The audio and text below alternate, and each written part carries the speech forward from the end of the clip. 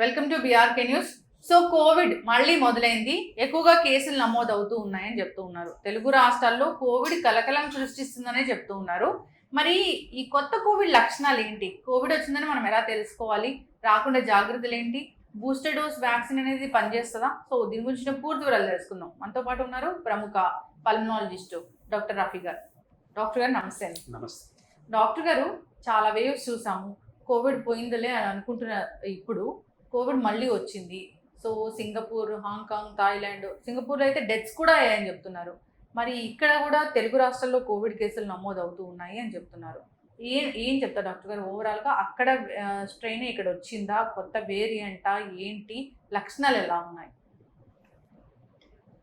మనకు పాండమిక్ వచ్చిన తర్వాత లాస్ట్గా వచ్చిన వేరియంట్ ఒమిక్రాన్. ఆ ఒమిక్రాన్ తర్వాతనే దాని డెరివేటివ్సే 4-5 చెప్పుకుంటూ వచ్చారు. వాటిల్లోనే ఇది JN.1 అనే వేరియంట్ ఇప్పుడు ప్రస్తుతం కోవిడ్ ప్రబలేలా చేస్తుంది. అయితే దీనికి ఉన్న లక్షణాలు ముందు వాటితో తీసుకుంటే ఒమిక్రాన్ అనేది చాలా తేలిగ్గా ఉన్న కోవిడ్, అంటే తేలికపాటి కోవిడ్గా ఉంది.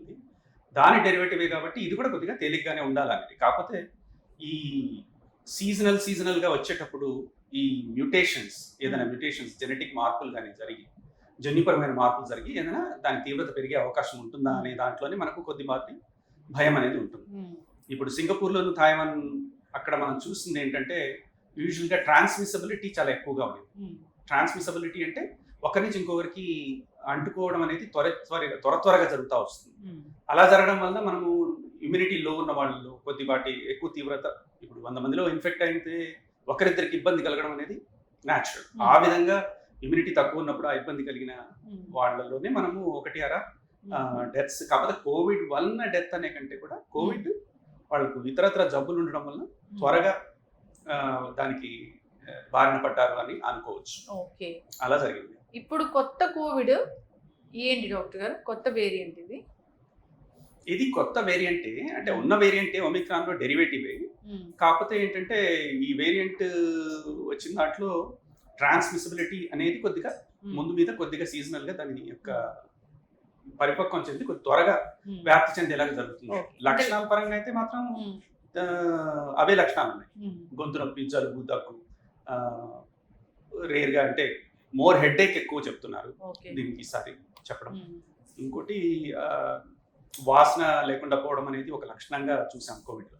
అది ఎక్కువగా ఉన్నట్లు తెలియట్లేదు, బట్ హెడేక్ ఎక్కువ చెప్పడం, జలుబు, ఒళ్ళు నొప్పులు, గొంతు నొప్పి ఇలాంటి చిన్న చిన్న లక్షణాలతో మొదలయ్యి ఒక్కోసారి తీవ్రమయ్యే అవకాశం ఇతరత్ర జబ్బులు ఉన్న వాళ్ళలో, లేదంటే రోగనిరోధక శక్తి చాలా తక్కువ ఉన్న వాళ్ళలో. ఇవన్నీ ఫ్లూ లక్షణాలే. ఇప్పుడు వచ్చింది ఫ్లూ లేదా కోవిడ్ అని ఎట్లా తెలుసుకోవాలి? టెస్ట్కి వెళ్ళాలా?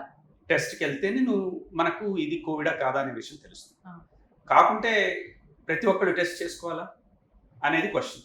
కానీ మనం ఫ్లూని మామూలుగా ఎలా డీల్ చేస్తూ వస్తున్నాం, మామూలుగా వచ్చే జలుబు, ఫ్లూని కనీసం 48 గంటలు తేలిపాటి మందులు, అంటే supportive medicines, over the counter medication తీసుకొని కొద్దిపాటి రెస్ట్ తీసుకొని, ఎక్కువగా హైడ్రేషన్ అండ్ అవాయిడ్ చేయడం, జనసమ్మర్దం ఉన్న ప్రదేశాల్లో పోవడం, అలాగా ఉండి ఇతరులకు అంటించకుండా తాముగా రెస్ట్ ఎక్కువ తీసుకొని అలా చేయడం వల్ల రికవర్ అవుతున్నాం. అలా కాని పక్షంలో 3వ రోజుకు వెళ్తుంది, 72 అవర్స్ వరకు కూడా సిమ్టమ్స్ పెరుగుతున్నాయి, లక్షణాలు పెరుగుతున్నాయి, అలా అనుకున్నప్పుడు మాత్రమే డాక్టర్ పర్యవేక్షణలో మనం టెస్ట్ పోవాల్సిన అవసరం ఉంటుంది. ఎందుకంటే ర్యాంపెంట్గా అంటే ఎడాపెడా టెస్ట్ చేయడం వల్ల కూడా అది ఇబ్బందికరం. అది అలా అందరికి చేస్తే వాటిలో 80% నార్మల్ ఫ్లూ తేలినప్పుడు అనవసరంగా టెస్ట్ చేసినట్టు. అంటే ఇప్పుడు కోవిడ్ అని టెస్ట్ అని అంటున్నారు. ఇంతకు ముందు కూడా ఇప్పుడు ఫ్లూ అలాంటిది ఏదైనా వచ్చినా కానీ కోవిడ్ టెస్ట్ చేస్తారా డాక్టర్ గారు? మొన్నటి వరకు కూడా కోవిడ్ టెస్ట్ అనేది పాండమిక్ టైం తర్వాత కొద్దిగా ఎక్కువగా చేయడం జరిగింది. ప్రతి జలుబు, దగ్గు కూడా కొద్దిగా భయపడడం వల్ల. కానీ తర్వాత ప్రోటోకాల్డ్గా పల్మనాలజిస్ట్గా, ఎస్పెషల్లీ శ్వాసకోశ వ్యాధి నిపుణులు అంత త్వరగా కోవిడ్ టెస్ట్ అనేది సజెస్ట్ చేయరు. ఇతర లక్షణాలని పట్టి కొద్దిగా మనం మందుల ద్వారా ట్రీట్మెంట్ బాగుందా లేదా చూసుకొని, లేదు అంటే లక్షణాలు పెరుగుతున్నాయి, కొద్దిగా తేడాగా అనిపిస్తుంది, ఎక్కువ రోజులు తీసుకుంటుంది, ఇబ్బంది ఎక్కువ ఉంది, రోగనిరోధక శక్తి చాలా తక్కువ ఉంది, వీళ్ళు ఇబ్బంది పడే అవకాశం ఉంది అన్నప్పుడు మాత్రమే మనం ఆ టెస్ట్ పోయి ఆలోచించవచ్చు. ఇప్పుడు జనరల్గా ఇన్నేళ్ళ ఎక్స్పీరియన్స్ మీది, ఎంతో మంది పేషెంట్స్ని చూసుంటారు. ఇప్పుడు ఈ సీజన్ రాగానే మాన్సూన్ ఏదైతే రెయిన్ సీజన్ ఉందో ఈ సీజన్ రాగానే ఎక్కువగా ఇలాంటి ఇన్ఫెక్షన్స్ తోనే వస్తూ ఉంటారు కదా. అయితే ఆ ఇన్ఫెక్షన్ అంతా చెస్ట్ లోకే వెళ్తుందా డాక్టర్ గారు? యూజువల్గా మనకు ఇన్ఫెక్షన్స్ అందరికీ తగలేదు రెండు విధాలు. ఒకటి శ్వాస ద్వారా, రెండోది తిండి ద్వారా అంటే అన్నవాహిక ద్వారా చాలా సులభంగా తగ్గి. అదర్వైజ్ వేరే వాటి మీద ఏంటి కాంటాక్ట్ ఇన్ఫెక్షన్ అంటే ఒకరి నుంచి ఒకరికి చర్మం తగలడం వలన వచ్చేవి ఇన్ఫెక్షన్ కానీ, లేదన్నా ఏదైనా ఘాటు కానీ దెబ్బ తగిలి రక్తం ఒకరి నుంచి ఇంకోటి తగలడం కానీ, ఇలాంటి ఇన్ఫెక్షన్స్ అనేది చాలా రిమోట్. ఎక్కువగా తగిలేది శ్వాసతో, మళ్ళీ అన్నవాహిక ద్వారా, తిండి ద్వారా అని మనం తీసుకునేది. కాబట్టి ఇవి రెండు మెయింటైన్ చేస్తే యూజువల్గా చాలా వరకు మనం ఆరోగ్యంగా ఉంటాం. కాబట్టి శ్వాసలో తగిన తర్వాత నేరుగా చేరే ఊపిరితిత్తుల్లో స్పాంజ్ లాంటి ఊపిరితిత్తులు, వాటి పై పొరల్లో ఉండే కణాలు కూడా చాలా తేలికపాటి ఎపిథీలియల్ లేయర్ అంటాం. అది చాలా యూజువల్గా త్వరగా వైరస్ ని క్యాచ్ చేసే అవకాశం ఉంటుంది. సో యూజువల్గా చెస్ట్కి వెళ్ళిపోవడం అనేది జరుగుతుంది. కానీ ఇంకొంతలో మనం చూస్తున్నాం కొద్దిగా నేసల్ సిమ్టమ్స్ అంటే కొద్దిపాటి ముక్కు దిబ్బడ, ముక్కు వరకు మాత్రమే ఉండి గొంతులోకి తర్వాత ఊపిరితిత్తుల దాకా చేరకుండానే రికవర్ అవడం కూడా జరుగుతుంది. అంటే ఎట్లా తెలుస్తుంది అది నోస్ వరకు వెళ్ళింది గొంతు వరకు వెళ్ళిందని ఎలా తెలుస్తుంది? సిమ్టమ్స్ మీదనే. అంటే కొద్దిగా జలుబుతో మొదలవుతుంది, ముక్కు దిబ్బడ అంటా కొద్దిగా మూసుకోవడం, రన్నీ రోస్, ముక్కు కావడం, ఇలాంటి ఫ్లూ లక్షణాలతో మొదలవుతుంది. కొందరికి తీవ్రమైన గొంతు నొప్పితో వస్తుంది అంటే ఖచ్చితంగా అది అక్కడ కూడా ప్రభావం చూపినట్టు అనుకోవాలి. ఎందుకంటే అక్కడ మనకు యూజువల్గా గొంతులో లేయర్ ఆఫ్ లింఫ్ నోడ్స్ ఉంటాయి. అంటే అవి ఏదైనా వైరసెస్ కానీ ఇన్ఫెక్షన్స్ కానీ వచ్చినప్పుడు అవి రియాక్ట్ అయ్యి అవి ఇన్ఫ్లేమ్ అవ్వడం అది జరుగుతుంది. మనం టాన్సిల్స్ అని కూడా వింటుంటాం కదా. యూజువల్గా ఆ ఏరియాస్లో రియాక్షన్ అవుతుంది. కాబట్టి గొంతు నొప్పి అనేది కూడా ఒక లక్షణము మనకి ఇన్ఫెక్షన్ అయిందని చెప్పడానికి. ఇక శ్వాసలోకి పూర్తిగా లంగ్స్ లోకి వెళ్ళింది అంటే మనకు శ్వాస తీసుకోవడం ఇబ్బంది పడడం, దగ్గు రావడం, తెమడ రావడం, ఈ లక్షణాలు బయటపడతాయి. అంటే అది యూజువల్గా లేట్. మరి ఇది ఫ్లూ, ఇది కోవిడ్ వచ్చిందని టెస్ట్ ద్వారా కాకుండా నార్మల్ గానే మేము తెలుసుకోవచ్చా? అంటే నార్మల్ గా తెలుసుకోవడం అనేది యూజువలీ వైద్యుని పర్యవేక్షణ తెలుసుకోవచ్చు. కానీ మామూలుగా మనము దాన్ని అనుకోవడం అనేది లక్షణాలను బట్టి తెలుసుకోవడం కొద్దిగా కష్టం. ఎందుకంటే ఓన్లీ థింగ్ ఎక్కువ రోజులు దీన్ని ఇబ్బంది పెడుతుంది, తీవ్రత ఎక్కువ ఉంది. యూజువల్గా లక్షణాలు ఏముంటుందంటే జ్వరం చాలా ఎక్కువ మోతాదులో ఉంటుంది. వైరల్ ఇన్ఫెక్షన్స్ 103, 104 టచ్ అవడం పిల్లల్లో చూస్తాం. ప్లస్ అలాగే అడల్ట్స్ లో కూడా, పెద్దవాళ్ళలో కూడా జ్వరం తేలికపాటి జ్వరం కాకుండా ఎక్కువ జ్వరం రావడం, తీవ్రమైన కొద్దిగా ఒళ్ళు నొప్పులు ఉండడం, గొంతు నొప్పి, ఆల్మోస్ట్ గొంతు నొప్పి ఉండి మాట కూడా రావట్లేదు, గొంతు చాలా అంతగా నొప్పిగా ఉంది అనడం, ఇలాంటి లక్షణాలు ఖచ్చితంగా మనం కొద్దిగా తీవ్రమైన వైరస్ నార్మల్ ఫ్లూ కంటే కూడా కొద్దిగా ఎక్కువ అనే విధంగా ఆలోచింపజేస్తుంది. తర్వాత తదుపరి మామూలుగా మనం డాక్టర్ పర్యవేక్షణని చూసి మనం చెక్ చేసుకోవాల్సి ఉంటుంది. ఇంకోటి మామూలు జలుబు దగ్గు అలాంటిది 2-3 రోజులు తగ్గుతుంది అంటే అది అంతగా మనం ఆలోచించక్కర్లేదు. నార్మల్ ఫ్లూయే అనుకొని. ఏదైనా నార్మల్ ఫ్లూ అయితే 1 వీక్ పట్టదా డాక్టర్ గారు? తొందరగా తగ్గిపోతుంది 2-3 రోజుల్లో. కానీ ఫ్లూ అనేది యూజువల్ గా లక్షణాలు పెరగడం అనేది 2-3 రోజుల తర్వాత పెరిగితే మనము ఇబ్బంది పడతాం. యూజువల్ గా ఫ్లూ అనేది పాత నానుడి కూడా ఉంది. ట్రీట్మెంట్ ఇచ్చిన జలుబు దగ్గు అనేది వారంలో తగ్గుతుంది, ట్రీట్మెంట్ ఇవ్వకుండా అది 7 రోజుల్లో తగ్గుతుంది అన్న. రెండును ఒకటే. అయినా కూడాను మొదటి 3 రోజులు చెప్తున్నాను కదా, తర్వాత పెరుగుతుంది అన్నప్పుడే మనకి ఇబ్బంది తెలుస్తుంది. లేదంటే 3వ రోజు తర్వాత తగ్గుముఖం పట్టాలిగా. అలాగే దగ్గు విపరీతంగా ఉన్నా, బాగా బాడీ పెయిన్స్ ఉన్నా, ఫీవర్ వస్తున్నా, జలుబు బాగా ఉన్నా, హెడ్ఏక్ విపరీతంగా ఉన్నా ఖచ్చితంగా డాక్టర్ని సంప్రదించాల్సిందే. మీరు అన్నట్లు 48 hours లో ఈ లక్షణాలు ఏమి తగ్గుముఖం పట్టకపోతే. కరెక్ట్. అంటే ఈ లక్షణాలు ఉండి ఒక 2 రోజుల్లోనే సెటిల్ అవుతున్నాము. సింపుల్ యాంటీ అలర్జిక్ మెడికేషన్ కానీ ఏదైనా చిన్నది పారాసిటమాల్తో కానీ రెస్ట్ తీసుకొని, చాలా వరకు ద్రవ పదార్థాలు అంటే కొద్దిగా ఫ్లూయిడ్స్ అట్లా తీసుకొని రెస్ట్గా ఉండి రికవర్ అవుతున్నాము అంటే మనం అంతగా భయపడాల్సిన అవసరం లేదు. ఓకే. సో బాగా సిక్ అయిపోతారు. ఒమిక్రాన్ వేరియంట్ అనేది అప్పుడు డెత్స్ చూసామా డాక్టర్ గారు అప్పట్లో? చాలా తక్కువ. ఒమిక్రాన్ లో డెత్స్ మనం చాలా తక్కువ చూసాం. డెల్టా వాజ్ ద చాలా డివెస్టేటింగ్ వైరస్ విచ్ చాలా మనము ఒక్కొక్క ఫ్యామిలీలోనే 3-4 ఒకరికొకరు అంటి కూడా ఇబ్బందులు పడి డెత్స్ కూడా చూసిన పరిస్థితి ఉంది. యంగ్ పీపుల్ కూడా డెల్టా వైరస్ ప్రభావము ఈవెన్ యంగ్ పీపుల్ 30 ఏళ్ల వయసు 25 నుంచి 35 యంగ్ ఏజ్ గ్రూప్ వాళ్ళు కూడా వెంటిలేటర్స్కి వెళ్ళి చనిపోయిన సందర్భం కనిపించింది. అలాంటి భయాలు ప్రస్తుతం అయితే నేను అనుకోవట్లేదు. అయితే డాక్టర్ గారు ఇప్పుడైతే కోవిడ్ అయితే వచ్చేసింది, డాక్టర్ని అడిగితే కోవిడ్ ఎప్పుడు వెళ్ళిపోలేదు అంటున్నారు. ఇప్పుడు కాస్త రూపం మార్చుకుని మళ్ళీ వచ్చింది. మరి దీనికి ఎట్లా వ్యాక్సిన్ ఏమన్నా కొత్తగా వేసుకోవాలా, బూస్టర్ డోస్ లాంటిది? యాక్చువల్లీ మీరు అన్నది కరెక్ట్. యాక్చువల్లీ ఇవన్నీ ఫ్లూ వైరసెస్ అనేవి ఎప్పుడు వెళ్ళలేదు. రైనో వైరస్ ఉంది, ఫ్లూ ఉన్నాయి, ఇన్ఫ్లుయెన్జాస్ ఉన్నాయి. అలాగే ఈ కొత్తగా కోవిడ్ యాడ్ అయినది కూడా అలాగే ఉంటూనే వచ్చింది. అంటే ఆ హర్డ్ ఇమ్యూనిటీ డెవలప్ అవడం వల్ల వాటి యొక్క ప్రభావం ఎక్కువ లేకపోవడం, తేలికపాటికి వచ్చినా కూడా తెలియకపోవడం, ఇతర ఫ్లూలతో కలిసి రావడం, ఆ లక్షణాలతో మాత్రమే జరుగుతూ వస్తుంది. పాండమిక్ అయిపోయిన తర్వాత దాని ఎఫెక్ట్ అంతగా లేదు. అయితే వీటికి మనము వ్యాక్సిన్ తీసుకోవాలా అనేది లక్షణం ఏంటంటే, ఇప్పుడు యాక్చువల్లీ పాండమిక్ తర్వాత వ్యాక్సిన్ యొక్క అవసరం ఎక్కువగా ఉంది. ఇప్పుడు అంత మోతాదులో ఇప్పుడు వ్యాక్సిన్ అవసరం పడేలాగా కనబడట్లేదు. ఎందుకంటే హర్డ్ ఇమ్యూనిటీ అనేది ఓవరాల్ గా వరల్డ్ పాపులేషన్ లో పెరిగింది. మన ఇబ్బంది ఇప్పుడు చూస్తున్నది ఎందుకు అంటే, ఈస్టర్న్ సైడ్ లో వాళ్ళు చాలా ప్రొటెక్టెడ్. సౌత్ కొరియా తీసుకోండి, సింగపూర్ తీసుకోండి, వీళ్ళు చాలా ఎక్కువ ప్రొటెక్షన్ తీసుకున్నారు రాగానే కోవిడ్ టైంలో. అలాంటప్పుడు ఏంటంటే అంత హర్డ్ ఇమ్యూనిటీ అంత ఎక్కువగా డెవలప్ కాలేదు అక్కడ. అందు గురించి మనకు ఎక్కువ డెవలప్ అయింది. సో ఆ విధంగా మనకు ఎక్కువ కనబడట్లేదు. ఓకే, సో ఎక్కువ కనబడట్లేదు కానీ జాగ్రత్తలు అయితే ఖచ్చితంగా తీసుకోవాల్సిందే. వృద్ధులు, చిన్నపిల్లలు, రోగనిరోధక శక్తి తక్కువ ఉన్న వాళ్ళు, అంటే ఇప్పుడు renal transplant patients, bone marrow transplant patients, లేదంటే ఇతరత్ర ఏమనంటే ఇమ్యూనో సప్రెసివ్ డ్రగ్స్, అంటే కనెక్టివ్ టిష్యూ డిసీజెస్ అని చెప్పేసి, సార్కైడోసిస్ అని చెప్పి, రుమాటాయిడ్ ఆర్థరైటిస్ అని చెప్పి, వీళ్ళు ఎక్కువగా స్టెరాయిడ్ లేదంటే రోగనిరోధక శక్తి తగ్గే మెడిసిన్స్ లో ఉన్న వాళ్ళు తొందరగా ఇబ్బంది పడే అవకాశం ఉంటుంది. సింపుల్ డయాబెటిక్స్ కూడా, వీళ్ళందరికీ రోగనిరోధక కోమార్బిడిటీస్ ఎవరికైతే ఉంటాయో వాళ్ళందరూ కూడా జాగ్రత్తలు తీసుకోవాలి. జాగ్రత్తలు అంటే కోవిడ్ ప్రోటోకాల్, జాగ్రత్తలు అంటే కోవిడ్ ప్రోటోకాల్ ఈజ్ ఇంటాక్ట్.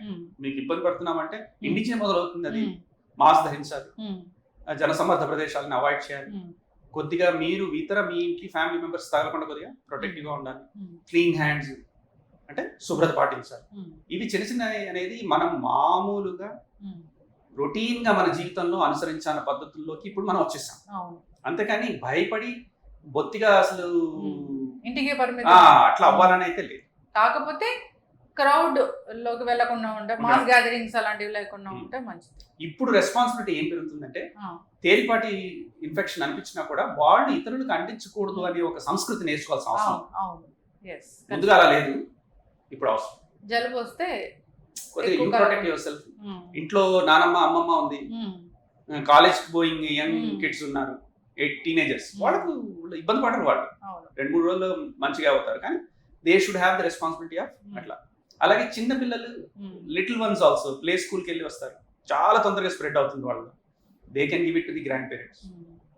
ఇప్పుడు ఒకసారి ఏదైనా జబ్బు వచ్చి తగ్గిపోతేనే మనకి ఇమ్యూనిటీ వస్తుందా ఇలాంటి ఇన్ఫెక్షన్స్ అయితే? మోస్ట్లీ ఫ్లూ ఇన్ఫెక్షన్స్ లో అలాగే వస్తుంది, ఇమ్యూనిటీ డెవలప్ అయ్యి. అంటే ఇన్ఫెక్షన్ వచ్చి తగ్గడం అనేది ఒక విధమైన టీకా లాంటిది. కానీ అట్లని చెప్పి మనము ఇన్ఫెక్ట్ అయ్యి ఎక్కువగా ఇబ్బంది పడి, మనము కోవిడ్ లో చూసిన లక్షణాలు ఏంటంటే ఫైబ్రోసిస్, లంగ్ ఫైబ్రోసిస్ అని వెంటిలేటర్కి వెళ్ళి అట్లాంటి ఇబ్బంది పడి మనం రికవర్ అయిన తర్వాత అది మన రోగనిరోధక శక్తి వచ్చింది అని చెప్పుకోవడానికి లేదు కదా. ఊపిరితిత్తులు ఆల్రెడీ దెబ్బతిన్నాయి. అలాంటి పరిస్థితి రాకూడదు కాబట్టి వ్యాక్సిన్ అనేది అప్పుడు సజెస్ట్ చేస్తాం. ఈ ఊపిరితిత్తులు తినడం అనేది అప్పుడు కోవిడ్లో చూసాం కదా డాక్టర్ గారు, అది ఎందుకు ఇంకా ఆ ఊపిరితిత్తులు రికవర్ అవ్వకుండా ఇంకా అదే కంటిన్యూ అవుతూ ఉంది, ఇన్ఫెక్షన్ ఎక్కువగా ఉంటుంది వాళ్ళలో, మళ్ళీ రికరెంట్ ఇన్ఫెక్షన్కి గురవుతూ ఉన్నారు, ఎందుకు పూర్తిగా తగ్గించలేకపోయాము? అదే అంటే యూజువల్గా ఆల్మోస్ట్ ఒక 10% ఆఫ్ ద పాపులేషన్ కోవిడ్ టైంలో మనం చూసింది ఏంటంటే ఎంతో కొంత ఊపిరితిత్తుల్లో మార్పులు జరిగాయి. అంటే లాంగ్ కోవిడ్ సిండ్రోమ్ అని చెప్పాము, వాళ్ళు తర్వాత కూడా ఇబ్బంది పడ్డాము, తర్వాత వాళ్ళు ఆస్తమా లాగా బిహేవ్ చేయడము, ఇన్హేలర్ అవసరం పడ్డాము, ఎక్కువ శ్రమ చేస్తే అంటే ఎగ్జర్షన్ చేస్తే బ్రెత్లెస్నెస్ అంటే శ్వాస ఇబ్బంది పడ్డం, ఇవి జరిగాయి. అంటే ఒక విధమైన మార్పులు వచ్చాయి. ఆ విధంగా వాళ్ళల్లో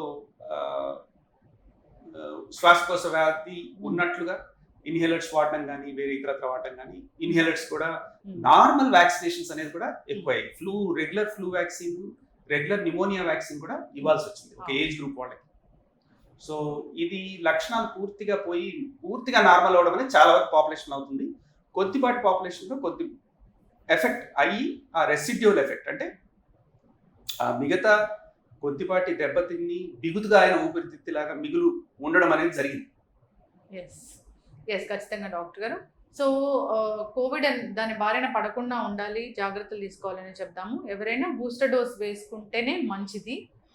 ఇంకా అంతగా మీరు చెప్పినంతగా కోవిడ్ ప్రోటోకాల్ పాటించాలి, ఇంటికే పరిమితం అవ్వాలి అన్నట్లుగా కాకుండా మీరు చెప్పిన ఈ జాగ్రత్తలు తీసుకుంటే సరిపోతుంది. ఏదైనా ఇన్ఫెక్షన్ వచ్చి 2 రోజుల కన్నా ఎక్కువగా ఉంటే డాక్టర్ని అయితే సంప్రదించాలి. చక్కగా చెప్పారు డాక్టర్ గారు. బూస్టర్ కూడా నేను ఒక మాట చెప్పదలుచుకున్నాను. బూస్టర్ కూడా రోగనిరోధక శక్తి తక్కువ ఉంది, కోమార్బిడ్ కండిషన్స్ ఉన్నాయి, అలాంటి vulnerable population like renal transplant, connective tissue diseases, ఇట్లాంటి ఇమ్యూనిటీ లో డ్రగ్స్ అట్లా ఉన్న పాపులేషన్ లో మాత్రమే మనము వ్యాక్సిన్ సజెస్ట్ చేయొచ్చు. నార్మల్ గా అందరికి వ్యాక్సిన్ అనేది ఇప్పుడు బూస్టర్ అవసరం లేదు. ఓకే, మరి ఇక్కడ ఎక్కడ అంత మీరు చెప్తున్నారు నార్మల్ గా ఉంది, ఎక్కువగా లేదు అది. మరి సింగపూర్ లో కూడా వచ్చిన వేరియంట్ ఈ ఒమిక్రాన్ వేరియంటే కదా, అలా గుర్తించామా? ఎందుకు డెత్స్ జరిగాయి? డెత్స్ జరగడానికి కారణం ఐ థింక్ వాళ్ళల్లో నేను అనుకోవడం హెర్డ్ ఇమ్యూనిటీ లేకపోవడం వల్ల కొంతమంది వల్నరబుల్ పాపులేషన్ చాలా ఎక్కువగా ఇంపాక్ట్ అయింది అని అనిపిస్తుంది. ఇంకా దీంట్లో యాక్చువల్ గా నిశ్చితంగా చూస్తున్నారు, వీటిలో కూడా 2-3 వేరియంట్స్ కనబడే అవకాశం ఉంది. కాకపోతే అది మ్యూటెంట్ అయ్యి మోర్ స్ట్రాంగ్ వేరియంట్ కాకూడదు అనేది, అలాంటిది పొరపాటున జరిగితే మాత్రం ఇబ్బంది పడతామనేది. కానీ అలా జరుగుతుందని నేను అనుకోవట్లేదు, ఎందుకంటే it has to have overall population impact. Yes, ఏదేమైనా ఇమ్యూనిటీ అయితే మనకు ఉందనుకోవాలి, జాగ్రత్తలు అయితే తీసుకోవాలి. డాక్టర్ గారు మీరు చెప్పినట్లుగా సో ఇన్ఫెక్షన్ ఎక్కువ కాలం ఉంటుందన్నప్పుడు మళ్ళీ మళ్ళీ చెప్తున్నాము, డాక్టర్ దగ్గరికి ఖచ్చితంగా వెళ్ళాల్సిందే. చాలా మంది కూడా ఈ ఓవర్ ద కౌంటర్ మెడికేషన్ అనేది వాడుతూ ఉంటారు, స్టీమ్ ఇన్హలేషన్ కూడా తీసుకుంటూ ఉంటారు. మంచిదేనా డాక్టర్ గారు అది? స్టీమ్ ఇన్హలేషన్ ఒక విధంగా, స్టీమ్ ఇన్హలేషన్ ఎప్పుడు ఉపయోగపడుతుంది అంటే స్టఫ్డ్ ఎయిర్వేస్, అంటే బ్లాక్ అయ్యి ఇబ్బంది పడుతున్నాం, నోస్ నుంచి లోపల వరకు శ్వాస నాళం వరకు కూడా మ్యూకస్ తో బ్లాక్ అయ్యి ఇబ్బంది పడుతుంటే స్టీమ్ యూజ్ అవుతుంది. క్లియర్ గా ఎయిర్వేస్ ఉండి ఇన్ఫ్లేమ్డ్ ఎయిర్వేస్, అంటే ఇన్ఫ్లేమ్డ్ అంటే కొద్దిగా ఇన్ఫెక్షన్ తగిలి అక్కడ కొద్దిగా రియాక్షనరీగా సెల్స్ పై పొరల్లో కొద్దిగా ఏమంటారు తేడాలు వచ్చి ఉంటుంది. అలాంటి సమయంలో స్టీమ్ కంటిన్యూస్గా ఇచ్చారు కోవిడ్ టైంలో. 6 సార్లు ఇచ్చేస్తే మొత్తం వైరస్ ని పారదోలుతున్నాం, కానీ పైన పొరని బ్రేక్ చేసిన వల్ల ఈజీగా వైరస్ ఎంటర్ అయ్యే అవకాశం కూడా. కాబట్టి స్టీమ్ అనేది 1-2 సార్లు పర్లేదు. స్టఫ్డ్ అంటే శ్వాస తీసుకోవడం ఇబ్బంది ఉన్నా స్టఫ్ అయ్యి సెక్రీషన్స్ థిక్ గా ఉండి అలాంటి టైంలో, అంతేకాని సులభంగా శ్వాస తీసుకోగలుగుతున్నాం కాకపోతే పొడి దగ్గు ఉంటుంది, అలాంటి టైంలో స్టీమ్ తీసుకోవడంలో మంచిది కాదు. స్టీమ్ కూడా మల్టిపుల్ టైమ్స్ మంచిది కాదు. ఇప్పుడు కోవిడ్ లో పొడి దగ్గే చూస్తామా మనం? లేదు, అంటే కోవిడ్ పొడి దగ్గుతో మొదలవుతుంది, బట్ సెకండరీ బ్యాక్టీరియల్ ఇన్ఫెక్షన్స్ అయిన తర్వాత you will have a productive sputum. Okay, పొడి దగ్గు వచ్చిందంటే ఏదో ఎందుకు డాక్టర్ గారు ప్లమ్ వస్తుందా లేదా పొడి దగ్గు ఉందా అని ఎక్కువగా అడుగుతారు. పొడి దగ్గు యాక్చువల్ గా అలర్జీకి సంబంధంలో ఎక్కువ ఉంటుంది. రియాక్షనరీగా మనం డస్ట్, మిస్ట్, స్మాగ్, ఫాగ్ అంటాం కదా, ఇవి పుప్పొడి రేణువులు కానీ బయట ఉండే డస్ట్ కానీ ఇలాంటి కానీ కెమికల్స్ కానీ ఫ్యూమ్స్ కానీ వీటితో మనకి ఎక్కువగా పొడి దగ్గు వచ్చే అవకాశం ఉంటుంది అలర్జీ ఉన్న వాళ్ళలో. యూజువల్ గా ఇన్ఫెక్షన్ వస్తే పొడి దగ్గు కంటే కూడా చెమటతో కూడా వస్తుంది. ఓకే, చక్కటి ఇన్ఫర్మేషన్ డాక్టర్ గారు. సిరీస్ మనం చేద్దాము. నాకు తెలియదు ఇది కోవిడ్ అనేది ఆగిపోయిందా, ఇంకా వస్తుందా, ఇంకా ఏమైనా జాగ్రత్తలు తీసుకోవాలా, వేరియంట్ అనేది ఇంకా ఏమైనా వేరియేషన్స్ ఉంటాయా అనేది వాటి మీద మనం రెగ్యులర్గా ఇంట్రెస్ట్ చేద్దాము ఈ కోవిడ్ అయిపోయేంత వరకు. చాలా చక్కటి ఇన్ఫర్మేషన్ డాక్టర్ గారు, ధన్యవాదాలు. నమస్తే.